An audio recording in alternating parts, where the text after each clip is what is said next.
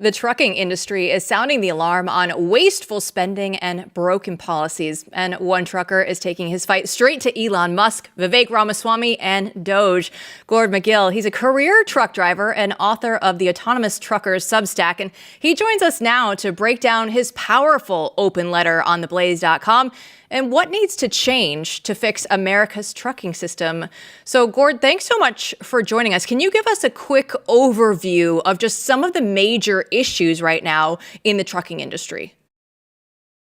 Oh, there's so many, and they've been ongoing for so long. I'll stick to the ones that are in the piece, and specifically my recommendations to DOGE. You opened with saying that the industry is speaking out about this.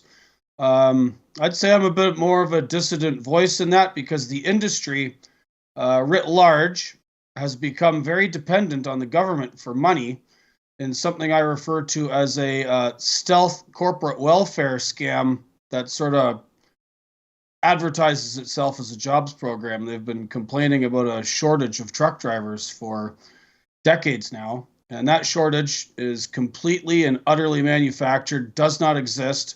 And the claim to it has caused more problems than people really understand.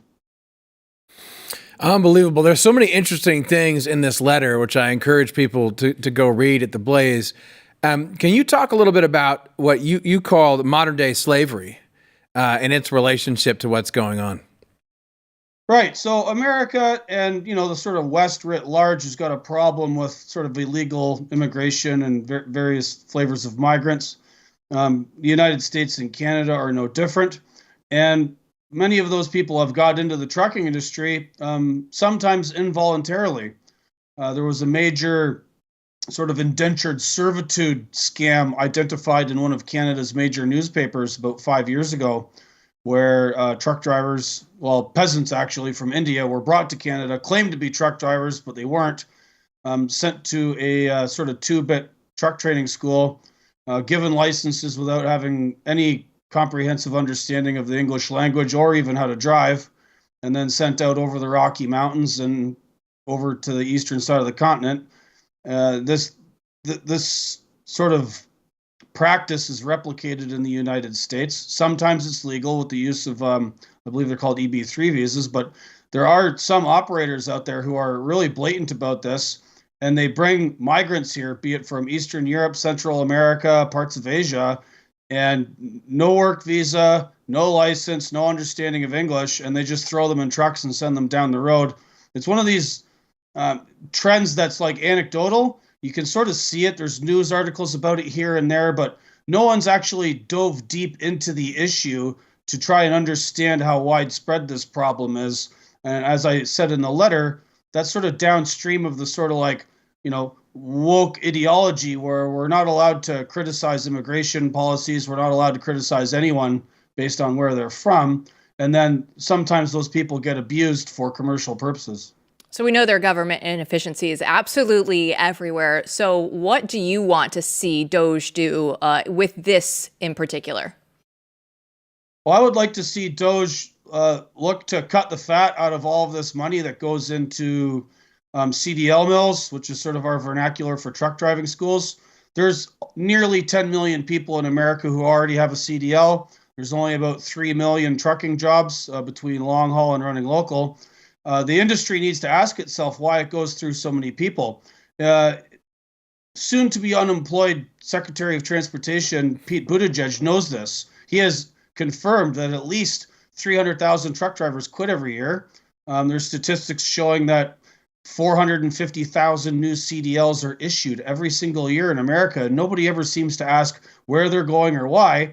And a great deal of that is subsidized by the taxpayer. And then we end up getting like people that maybe shouldn't be in trucking, who maybe aren't the best people. And rookies show up higher in accident statistics. So like these costs are offloaded onto the motoring public, onto insurance companies, and nobody even understands it as such, that it's this corporate welfare complex. Gord, you know that right now, in fact, Blaze has a documentary out with Stu on the FAA and problems in hiring when it comes to airplanes. And people have talked about that issue, but what you point out here is something that'd be much more dangerous for people on the road statistically would be if there were incompetence in truck driving through subsidies and a lack of excellence on the road. I mean, this would be far more dangerous than what's going on with airplanes. Is that right? Right. Well, everyone likes to quote the fact that you're far less likely to be involved in an aircraft incident than you are driving. Like, you're statistically way more likely to be involved in an incident on the road. That's proven. And that goes up when there are people on the road who've gotten their license issued either by a dodgy truck driving school or by a DMV that's been infiltrated by bad actors. A friend of mine wrote an article about this once, and how a DMV in California was caught having issued 300 CDLs with no record of any of those people ever having done a road test. They just gave them out. And like, this has happened in a few different places. And, the regulatory bodies, such as the FMCSA, are doing what I call rearguard action. They're busy like farting around with electronic logging devices and focusing on all of these sort of after problems rather than focusing on keeping bad actors out of the industry in the first place. We have about 90 seconds left. And in the time that we have left, you have another piece up on the Blaze right now. And you wrote that Trump may be able to help Canada's Freedom Convoy prisoners. So give us an update on what Trump can do to help them. Well, as we know, President Trump is said to be pardoning those folks who were, unlawfully and unjustly incarcerated for extended periods of time, just simply for, trespassing or protesting at the January 6th protest. Canada has a similar problem. There are many people in Canada still going through the court system, still being persecuted by the regime of Justin Trudeau.